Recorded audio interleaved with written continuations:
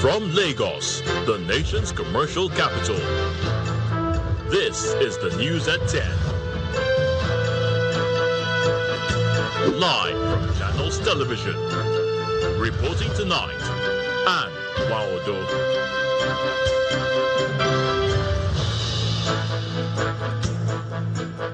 Hello and welcome. Tonight, APC dismisses claims of Tinubu's interference in ADC crisis, calls allegations baseless.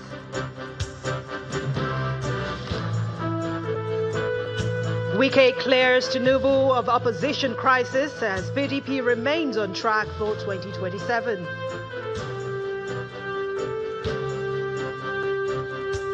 Nigerians join global Christian community in Good Friday observance. And U.S. rescues one after F-15 shot down over Iran, second crew member unaccounted for. On business news, Nigeria Revenue Service takes over collection of mineral royalties from mining sector operators across the country. On sports news tonight, Chelsea boss Liam Rossignol confirms Argentina midfielder Enzo Fernandez will miss the next two matches after making comments that cast doubt on his future at Stamford Bridge. And from the nation's capital, a two-story building under construction collapses in Jikwe area of the Federal Capital Territory, injuring 7 persons in the process.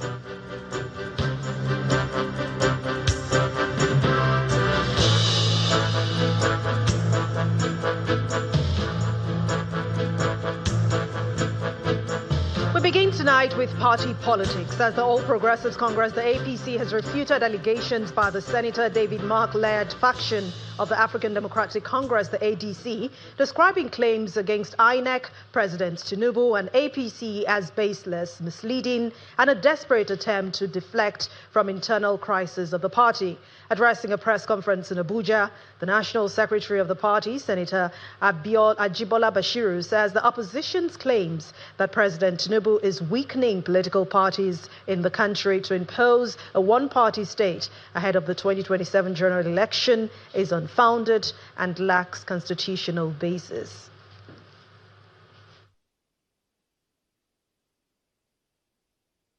Nigerians must know that the present predicament of David Mark and his ilk has to do with the untidy way they hijacked the leadership of an existing political party without carrying along all stakeholders, resulting in court litigation before the Federal High Court, and the adverse judgment of the Court of Appeal, upon which the INEC predicated the decision not to recognize any of the two contending parties for the leadership of the African Democratic Congress, pending determination of the pending suit at the Federal High Court.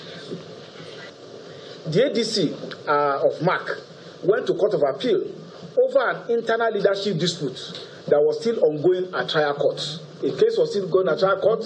They rushed to the Court of Appeal, and in doing so, made a fundamental legal mistake. And I enjoin journalists who are fast at reading to read the copy of the judgment of the Court of Appeal. They showed them that they are not serious.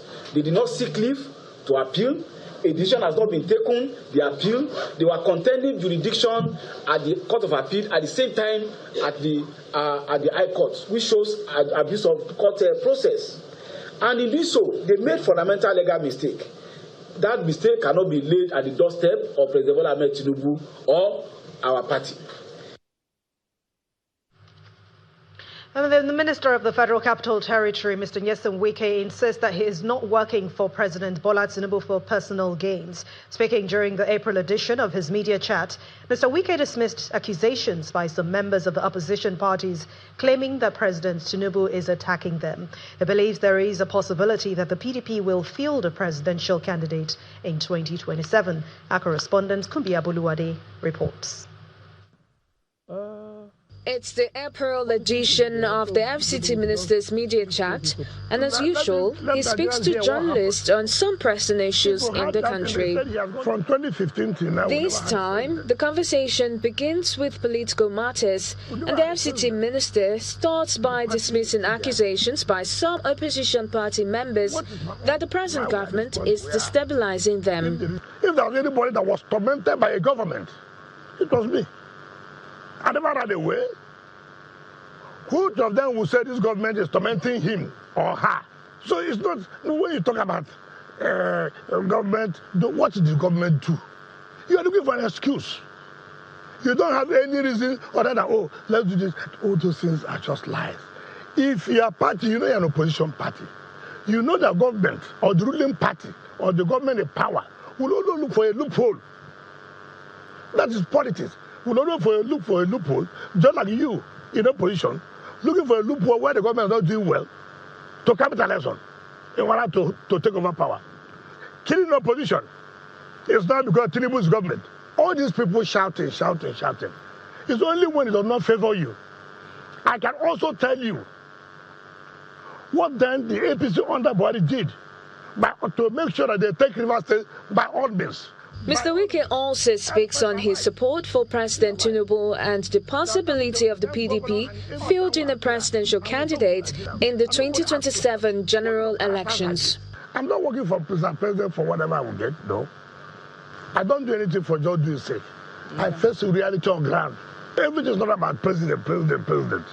It's not because we say we present a candidate and everybody passes on the road, even a madman passes on the road. He said, come and be our candidate. Nobody does that. So the whole thing is not about presidency, and that's what I have never liked. But even if you win president, for example, you don't have the subnational. The party is still not on ground. It's not on ground. So what is important to me is that is PDP still on ground to make an impact coming out from the crisis they have coming out from.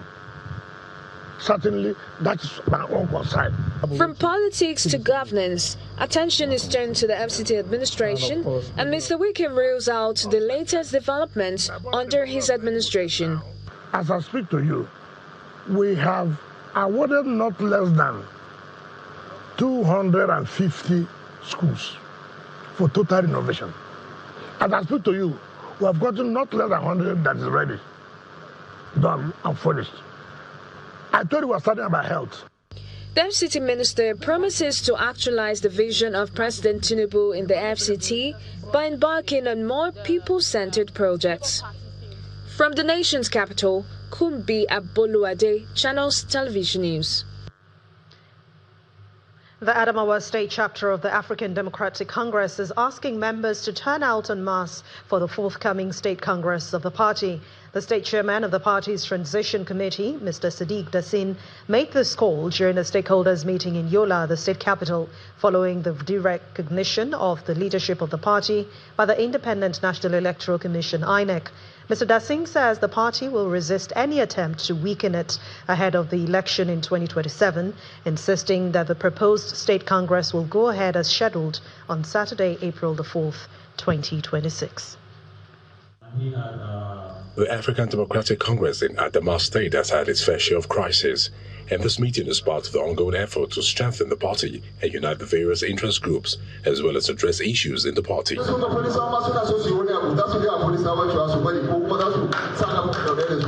This unity is a concern among members as the party strategizes ahead of the 2027 general election, and the state chairman of the transition committee of the party, Mr. Sadiq Dasin, urges members to unite for the success of the party.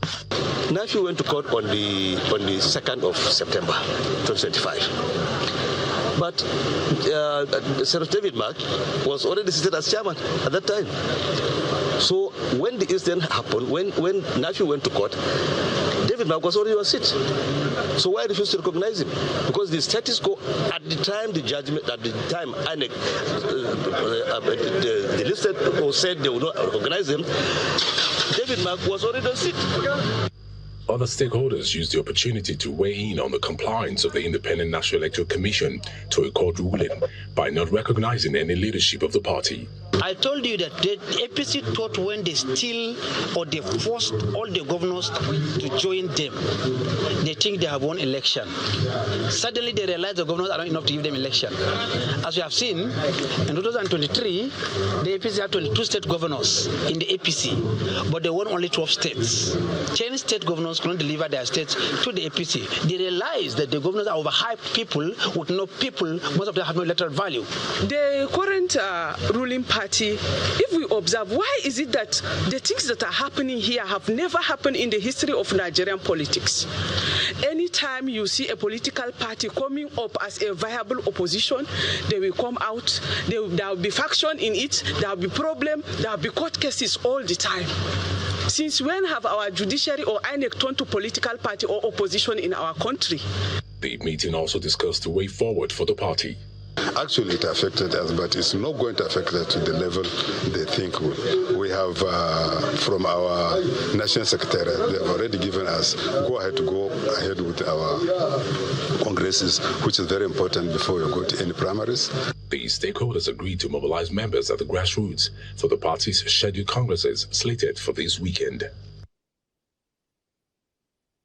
Meanwhile, members of the African Democratic Congress, the ADC, from Benue State are already optimistic that the party will overcome its current challenges and will form the next government both at the center and in Benue State. The Benue ADC group was led by Mr. Raymond Edo at a news conference to mobilize supporters for the party ahead of the general election in 2027.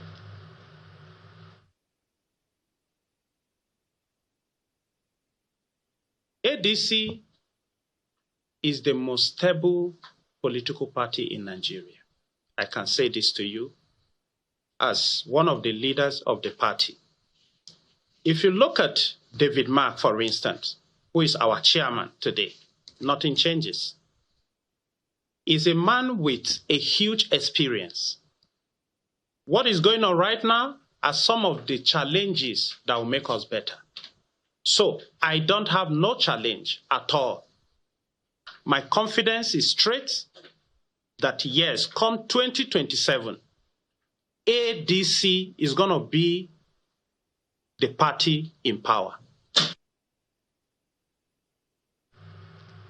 The Nigeria youth in politics is calling for the adoption of the new security framework to address rising insecurity in the country.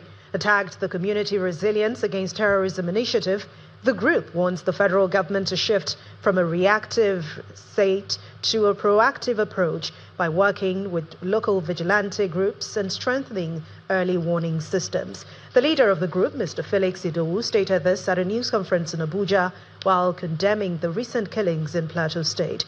The group is also asking the Independent National Electoral Commission to guarantee a free, fair and credible election come 2027.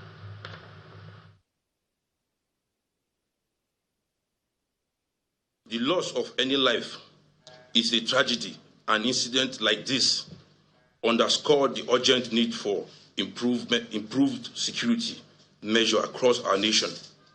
We are calling on our security agency to adopt a proactive stance in safeguarding the lives and the properties of all Nigerians. The Nigerian Youth in Politics proposed the Community Resilience Against Terrorism, the CRAT initiative, as a sustainable, people-certain solution to growing insecurity and senseless killing across the country. The approach recognizes the critical role of young people as both stakeholders and drivers of peace.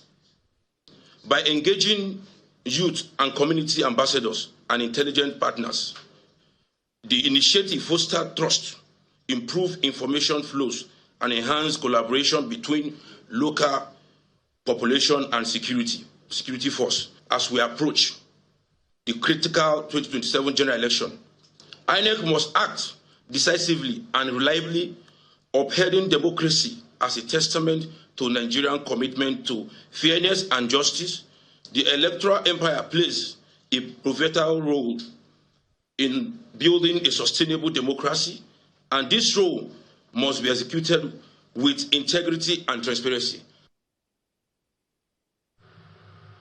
In part two, after the break, Nigerians join Christians around the world to observe Good Friday, commemorating the crucifixion of Jesus Christ, and solemn reflections, prayers, and gatherings marking faith, sacrifice, and spiritual renewal. Please join us again.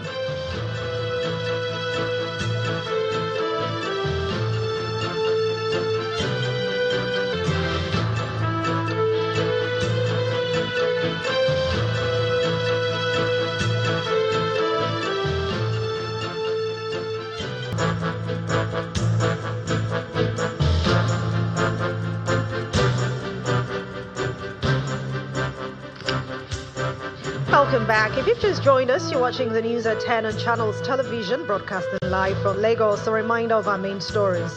APC dismisses claims that President Tinubu's interference in ADC crisis, calls allegations baseless.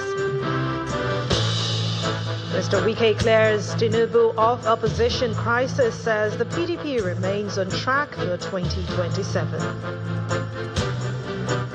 Nigerians join global Christian community on Good Friday observance. And U.S. rescues one person after F-15 shot down over Iran. Second crew member is still unaccounted for.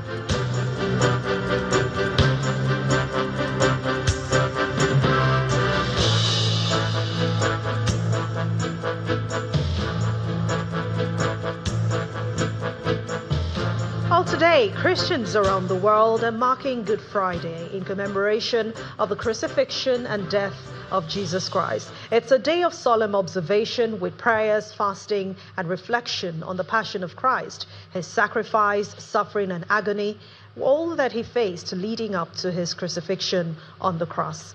It also marks the culmination of the Holy Week, which started with Palm Sunday. Catholics and other Christians attended special church services today, beginning with the reenactment and meditation of the Stations of the Cross on Christ's journey to his crucifixion, while the special service is held from 3 p.m. for the veneration of the Holy Cross. It is the only day in the Catholic Church that Mass is not celebrated. Meanwhile, the Diocesan Bishop of Lagos, Right Reverend Ifedola Okupevi, and the Catholic Archbishop of Lagos, His Grace, Most Reverend Alfred Adewale Martins, have joined the call for urgent and decisive action against insecurity in the country. Both Christian leaders made this call after leading worshippers in prayers for the nation at the Good Friday services in their churches. They have also prayed for love, a change of heart from bad to good, and for more people to emulate the virtues of Christ. Christian faithfuls gather in churches across the country to remember the passion and death of Jesus Christ. At the Cathedral Church of Christ, Marina, Lagos, the diocesan bishop led worshippers in prayers for themselves and for the nation. After the service, the bishop speaks to the significance of the day. It is to commemorate what he did for us on the cross. He came to salvage us from sin. He came to give us his Father's kingdom. And he died for generation gone, present generation, and the future generation. The message is the same at the Holy Cross Cathedral, Lagos Island, where worshippers also prayed and interceded for the nation and its leaders. On the state of the nation, both church leaders asked the president to take decisive steps to quell the insecurity in some parts of the country. He should please help us to fight this battle against all these people killing and maiming and destroying lives. Our lives is precious to God. That is why he sent his only begotten Son. These people that are killing, they don't have love in their heart. If they have love in their heart, they won't be killing human beings like them. So we pray that God will change their heart to know that it is not good to kill, to know that it is not good to destroy properties, to know that it is not good to kill visions of people and displace people. Those who have the responsibility of securing this nation need to up their game. Of course, we know that efforts are being made People, even the security forces are also being attacked. But nevertheless, it obviously means that there is still much more that needs to be done. And if people are not going to lose trust and confidence in government and those who secure us, then they need to really do something extraordinary in order to give us a sense of security as a nation. Some worshippers who spoke to Channels Television have also echoed the message of sacrifice, forgiveness, and service as lessons for everyone to imbibe from the death and resurrection of Jesus Christ. Shola Shoyeli, Channels Television News. Meanwhile, the primate of the Anglican Church, Archbishop Henry Ndukuba, is calling on the federal government to address the plight of Nigerians on the security situation in Plateau State by strengthening security apparatus. Delivering the Good Friday sermon at the Anglican Church Cathedral in Abuja, the primate highlighted the commemoration of the crucifixion and death of Jesus Christ. Good Friday, a solemn Christian holiday commemorating the crucifixion of Jesus Christ, viewed as the ultimate sacrifice to atone for the sins of humanity.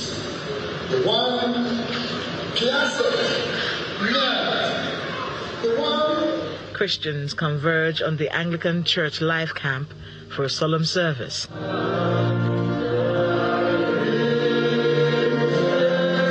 In his sermon, the primate of the Anglican Church, Archbishop Henry Ndukuba, highlights the import of the crucifixion of Jesus Christ. Brothers and sisters, Jesus is the hope of all nations. He is the one that will take away the veil of fear, the veil of bondage, the veil of death that has been spread over the nations. For indeed, he will swallow up death by dying.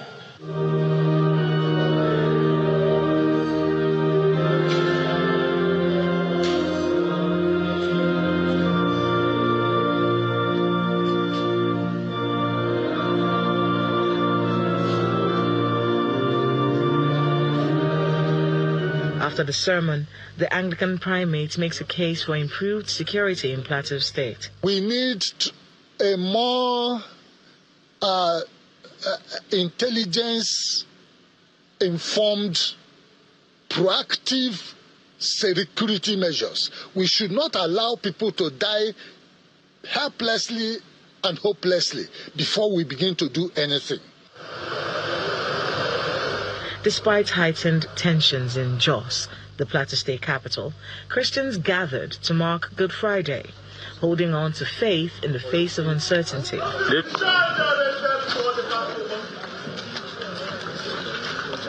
At St. David's pastoral area, worshippers staged the traditional Passion play despite the curfew. The Passion drama, depicting the arrest, trial and crucifixion of Jesus Christ, was performed by parishioners, drawing a modest but resolute crowd. Their faith remains unshaken in the face of recent violence.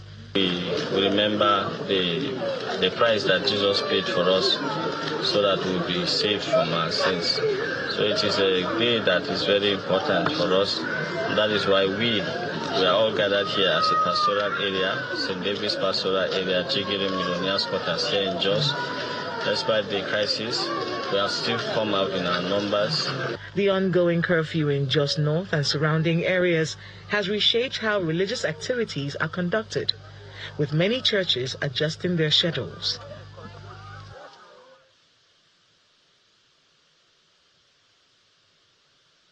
And staying in the spirit of the Easter season, President Bola Tinubu is asking Nigerians to remain steadfast and supportive of his ongoing reforms, emphasizing that true national transformation requires sacrifice from all citizens. In his Easter message to Nigerians at home and abroad, the president, in a statement personally signed by him, highlighted the significance of the season, noting that its message of sacrifice and resilience reflects Nigeria's current realities. He acknowledged the difficulties faced facing the nation, but assured that his administration is intensifying efforts to tackle insecurity, strengthen the economy, and deliver lasting progress with support from both local and international partners.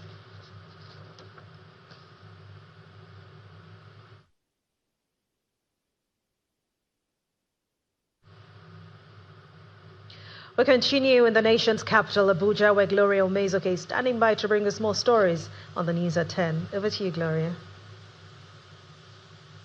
Thank you, Anne. Here in Abuja, a two-story hotel building under construction has collapsed, injuring 7 persons in Jikwe, a satellite town in the Federal Capital Territory. A statement from the FCT Emergency Management Department confirmed the figure, stating that rescue efforts are still ongoing to ensure nobody is trapped. The department says all injured persons are currently receiving treatment at a private hospital in the area. This is what is left of a hotel that is under construction in the Jikwe area of the nation's capital.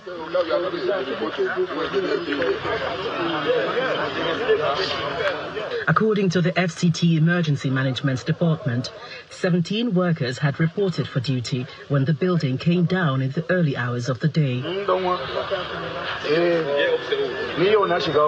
It's today that this thing happened when we are up there.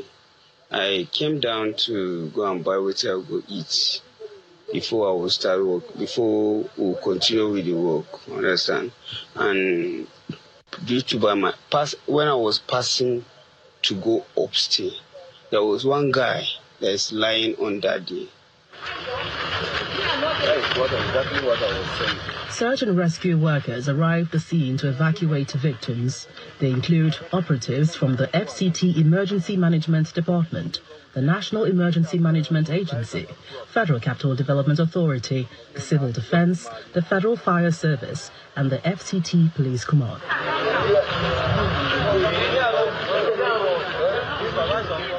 My office was alerted barely 2 hours ago in respect of the collapse of the structure, as you can see. And one responsibility as NEMA is to coordinate all the resources needed to manage the disaster situation, including involving all the critical stakeholders that have role to play, mobilize the resources needed to rescue people who must have been affected by this particular disaster situation. In this case, our building collapsed. Eyewitnesses narrate the incident. And actually, it takes everybody unaware and surprised for this thing that happened. We were having about 4 men working with their helpers. About let me say we were expecting about 12 to 15 people were up there working. 5 people were rushed to the hospital. 1 has been discharged. 4 are still in the hospital right now. Other people that did not sustain injury will be able to go. And we are suspecting because there was a guy that was lying down at the downstairs. So when that thing happened, so we don't know whether before the thing happened he has left or he has not left. So that is the question now, because the boy, we don't know him. And none of us can be able to say this is where he comes from or this is what he was even about to do, because he was just lying down trying to watch 1 or 2 things before the building collapsed. The cause of the collapse is yet to be ascertained. However, eyewitnesses blame the incident on poor quality of materials used for the building. Well, still ahead on the news at 10, Nigeria Revenue Service takes over collection of mineral royalties from mining sector operators across the country. That's some business news. Let's join us again.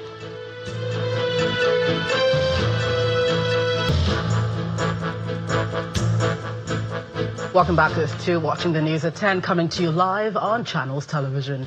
To the health sector, the Coordinating Minister of Health and Social Welfare, Professor Mohammed Pate, says leadership is not defined by titles, but by the willingness to take responsibility and solve problems.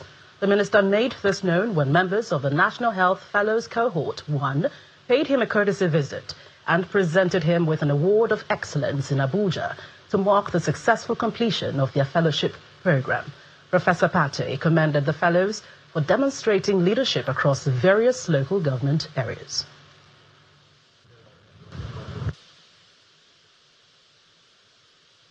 the last 2.5 to 3 years, the Health Fellowship and you, the First Court in particular, have translated what was just a vision into a tangible, into its tangibleness as a legacy. And many years down the road, people may remember this era, this president's work in health through what you have been able to do. Yes, the opportunity was granted to you, but you took it and multiplied in several folds and made it a great success. So it's really testament to your own personal commitment, your own competence, your own character, because you need both the competence but also the character. So you, I believe, will all be changed for good. Where you will land will be beyond your imaginations. Even those of us who had kicked this off, I'm not sure we can be able to see where this will land. So I congratulate you for a fine conclusion of your fellowship, but that is just one step. There are many more ahead of you. This fellowship has transformed us. Initially, we were thinking that the problems of our communities are the government's problems to solve. But one thing this fellowship has taught us is that the problems of the community are our own problems. So we've learned to take responsibility. We may not be able to do much, but even if it is 1, 2, 3 lives we've impacted, sir, God in heaven owes it to this initiative that you have brought to us. And this award is just a little token to let you know that this opportunity that we've given to us has not only transformed our lives, it's going to transform even our generations, even the generations to come. As reactions continue to trail President Bola Tinubu's visit to Plateau State, the presidency has explained the president's decision to meet the victims of the attack at the airport rather than in Jos Township. According to the presidential advisor, Mr. Bayo Onanuga, the president's schedule included a high-level security meeting with Chadian President Mohamed Tadabi, which ran over time and delayed his trip. On arrival in Jos, further constraints emerged. The airport lacked night flight capability, and the 40-minute trip into town made a safe return before dusk unlikely. To keep the visit on track, victims and community representatives were instead brought to a hall near the airport for the meeting. Officials say the move ensured the engagement held in spite of tight timing and logistical limits. And more reactions are pouring in after following President Bola Tinubu's visit to Jos. This time, the People's Democratic Party is accusing presidency of staying silent for more than 48 hours after the Palm Sunday attack, adding that the President Tinubu-led administration had completely glossed over the carnage until Nigerians overwhelmingly condemned the president for not visiting Plateau State. National Publicity Secretary of the PDP, Mr. Ini Ememobong, revealed the position of the party in a statement released today. According to the party, President Tinubu's visit to Jos was brief and lacked empathy, adding that his words offered little comfort to the grieving families and highlighted an alarming insensitivity to their suffering, while urging the federal government to immediately adopt a whole-of-society approach with deliberate emphasis on community engagement to urgently address and curb the insecurity. The PDP condemned the president's inability to leave the airport. It described the decision as clearly linked to the untamed insecurity that has overwhelmed the nation's security agencies. And our governor of Plateau State, Caleb Motfwang, says the perpetrators of the Palm Sunday killings in Angwan, Rukuba, were able to succeed with the attack because the community and security agencies mistook them for officers of the National Drug Law Enforcement Agency. Governor Motfwang also defended his initial decision to address the people of the community from an armored personnel carrier, citing the need for a vantage point. He was speaking on our political program, Politics Today. The community was blindsided.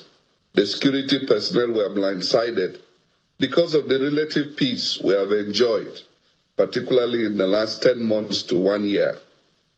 And so nobody envisaged this kind of thing. And people came out in their numbers, as they usually do, to relax on a Sunday evening.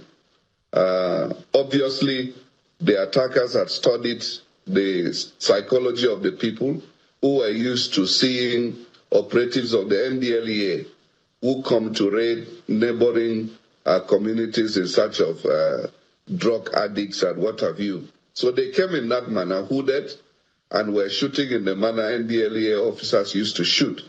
So people took it for granted that it was an NDLEA incursion into their territory. And they didn't resist it initially.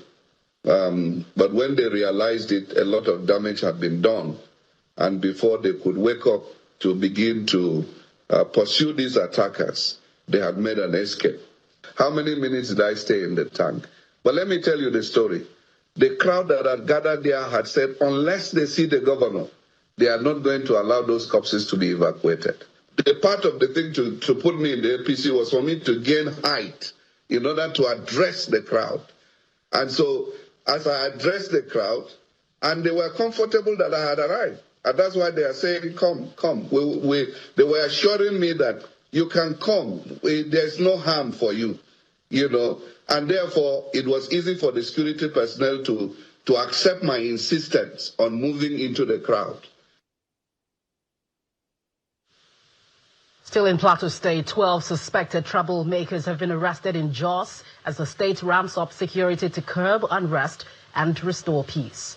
Commissioner of Police Mr. Basi Ewa said the suspects were apprehended shortly after Jumat prayers in the Zololo area, where they reportedly tried to stir unrest. He assured residents that the arrested individuals would face prosecution and warned that any attempts to destabilize the state would not be tolerated. The arrests come as part of heightened security measures following President Bola Tinubu's recent visit, which prompted the deployment of additional personnel across the state. Currently, 4 mobile police units and over 300 officers alongside other security agencies are now actively reinforcing Plateau State's security network.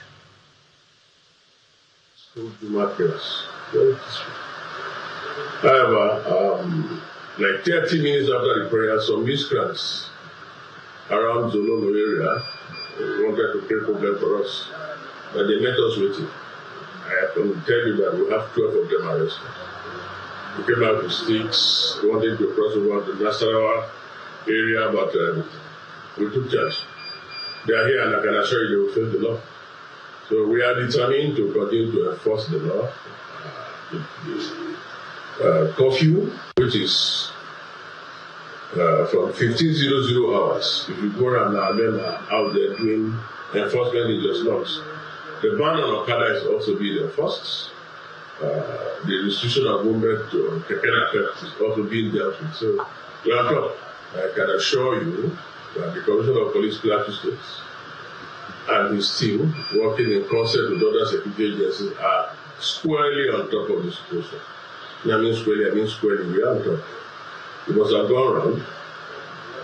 We have, on the instruction of the IG, 4 mobile police units, talking about almost 300 more mobile police units, 12 from across the states in the central region of Nigeria to come and join us in keeping the peace. I assure the people of Jos that we are here to serve them and we are here to deliver our mandates. Well, that's it from the nation's capital. It's now over to Dominic Iwoiwo for business news.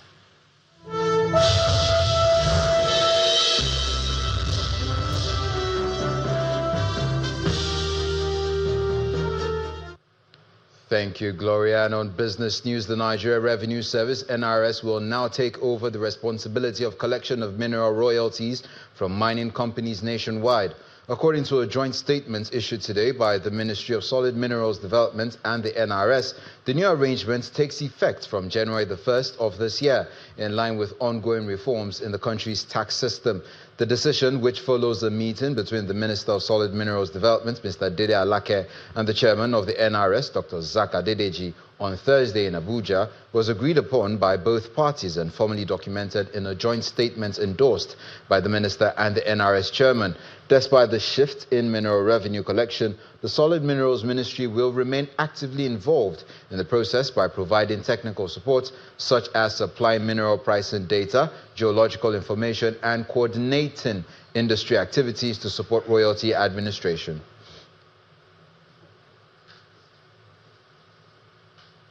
Members of the Poultry Association of Nigeria are raising strong objections to plans by the federal government to partner with Chinese firms on a proposed $900 million investment in the sector. This comes as the vice chairman of the Poultry Association of Nigeria, Ogun State Chapter, Ahmed Ali, who was a guest on our Business Morning program, raised concerns over the challenge of sourcing for poultry feed, which is a primary factor behind the recent increase in the price of eggs, as well as poultry meat.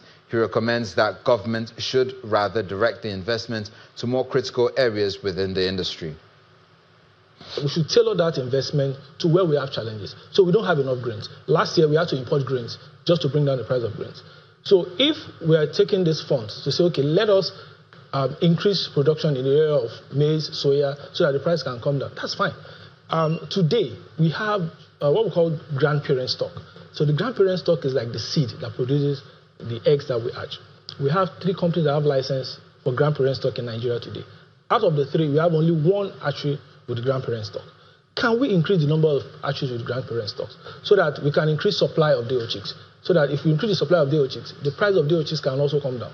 Because in a situation whereby few years back, we were buying the layer day-old chicks for like 500, 600, 700 naira, and today we are buying at 3,000 naira. Those costs will definitely affect the price of egg and chicken.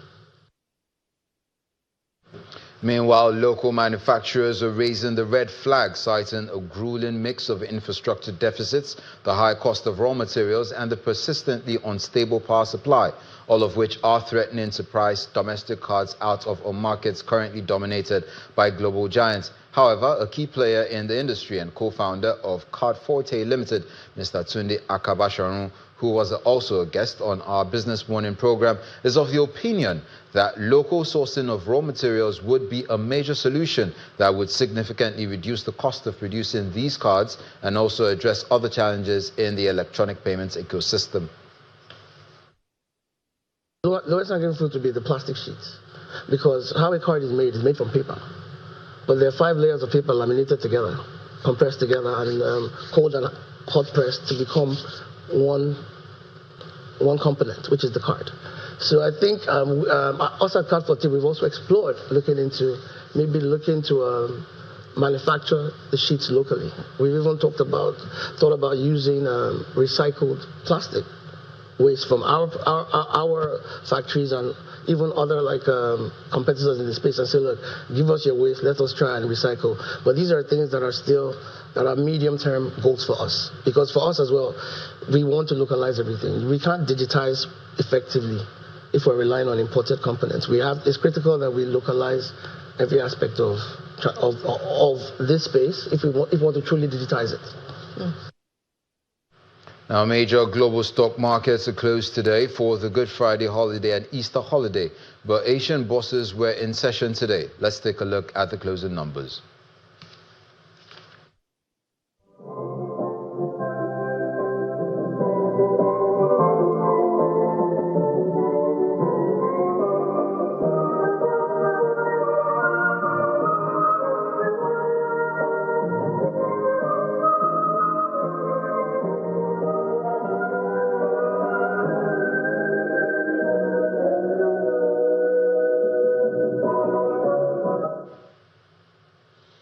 And that's it on Business News. Back to Anne for the rest of the news at 10.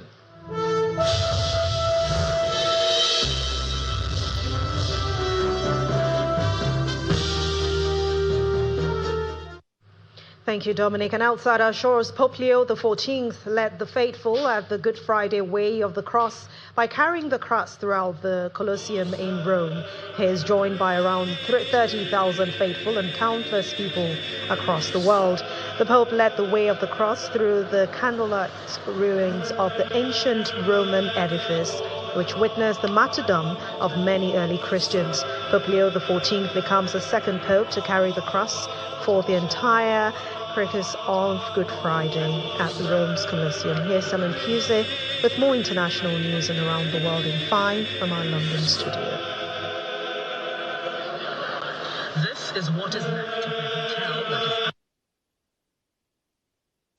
Good evening and welcome to the Channel Studios here in London with your international news around the world in 5. Meanwhile, Prime Minister Benjamin Netanyahu claims Israeli strikes have destroyed 70% of Iran's steel production capacity. He says Israel and the US will continue to crush Iran, a day after local officials said 8 people were killed in a US strike on a bridge connecting the city of Karaj to Tehran. Iran has launched fresh strikes on Israel and Gulf nations. In Kuwait, officials say a water desalination plant has been attacked.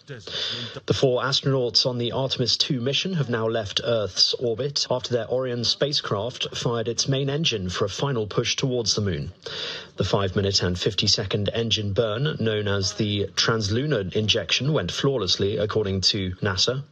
And from the Orion capsule, Canadian astronaut Jeremy Hansen said the crew was feeling pretty good up here on our way to the moon. And we were prepared to potentially not being able to see telemetry, maybe even not being able to, touch switches, and it was very smooth. Your support and trust in us has enabled this, and so many people that have worked for so long to make this possible. Artemis 2 is now on a looping path that will carry the crew around the far side of the moon and back.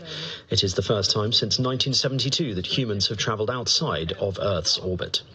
Democracy, jeudi à la télévision nationale. Democracy kills, and the people of Burkina Faso must forget it, the country's military ruler has said in an interview aired on state television. Captain Ibrahim Traoré, who seized power in a coup 3 years ago, suggested most Africans do not want the system of democracy and that Burkina Faso has its own alternative approach without giving details. Traoré initially pledged to restore democratic rule to the country by July 2024, but 2 months before this deadline, the junta announced it would extend its rule for another 5 years.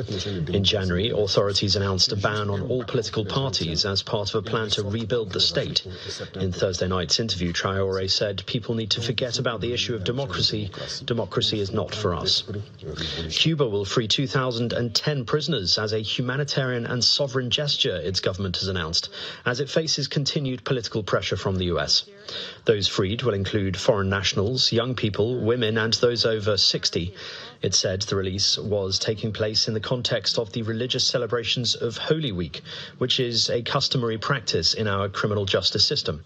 Since returning to the White House, US President Donald Trump has made clear his desire to change Cuba's communist leadership and has blocked oil shipments to the island, causing severe fuel shortages and widespread blackouts. President Donald Trump has removed Attorney General Pam Bondi, a longtime ally and fierce defender of his administration, from her post as America's top law enforcement officer. Trump praised her in a post on Truth Social, saying she was a great American patriot and a loyal friend. She will be transitioning to a much-needed and important job in the private sector, he wrote. Bondi's time leading the Justice Department was often overshadowed by its handling of the release of files relating to Jeffrey Epstein and its investigation into the convicted sex offender. She is the second Trump administration official in recent weeks to be cut from her post after Kristi Noem was ousted as Homeland Security Chief in March.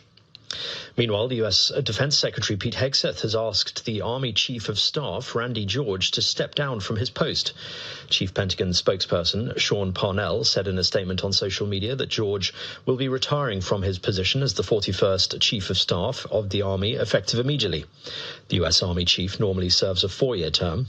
George, a career military officer who graduated from the West Point Military Academy, was nominated for the role in 2023 by former President Joe Biden. George served as an infantry officer in the First Gulf War and in recent conflicts in Iraq and Afghanistan. It was not immediately clear why he was being asked to leave. And a federal judge has dismissed most of the claims in a sexual harassment lawsuit that actress Blake Lively filed against her It Ends With Us co-star Justin Baldoni. Judge Lewis Lehman threw out 10 of 13 allegations in Lively's case, including harassment and defamation. He left in place 3 claims: breach of contract, retaliation, and aiding and abetting in retaliation, which will now go to civil trial in New York on the 18th of May. Lively plans to testify during the trial and, according to her team, would continue to shine a light on this vicious form of online retaliation. In a statement, Baldoni's legal team said it was grateful to the court for its careful review of the facts, law and evidence that was provided. And that's your international news around the world in 5. Now back to the Channel Studios in Lagos.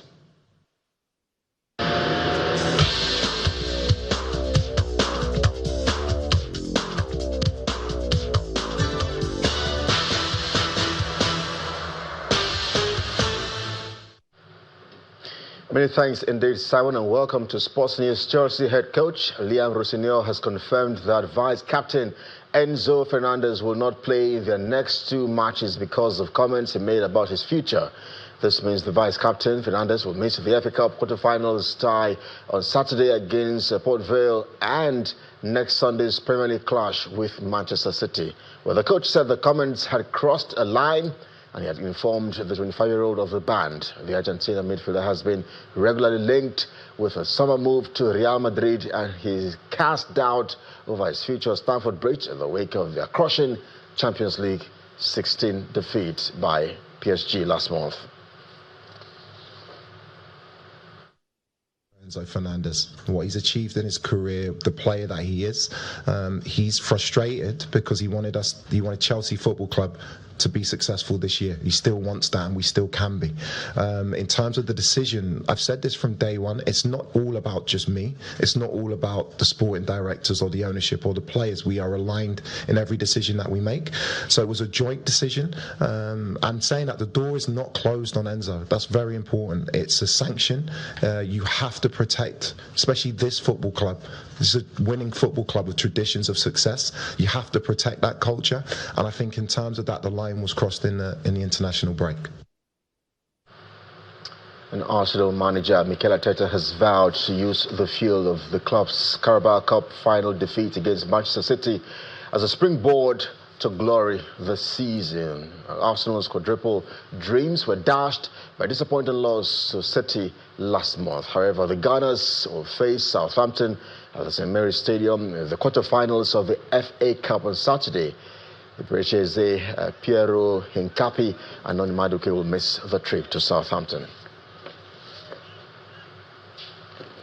In Spain, Barcelona boss Hans Flick has given Rafinha a few days off to spend in Brazil with his family to cheer him up after his injury sustained in a friendly against France last week. Rafinha will miss several league games and the upcoming Champions League quarterfinals tie against Atletico Madrid with the first leg on Wednesday. Well, the manager says Jules Koundé, Alejandro Balde and Eric Garcia were fit to face Madrid at the Metropolitano Stadium on Saturday.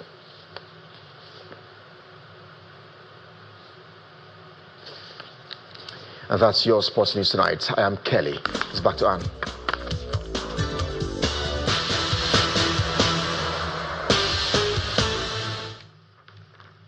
Thank you, Kelly. And the main news again.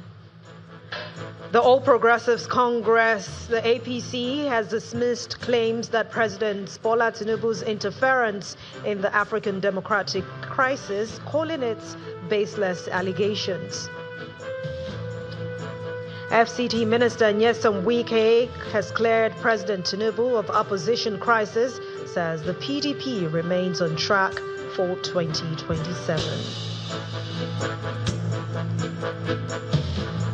That's the news at 10 tonight. Thank you so much for watching. I'm Anne Nwawade. Good night and have a wonderful weekend. Happy holidays.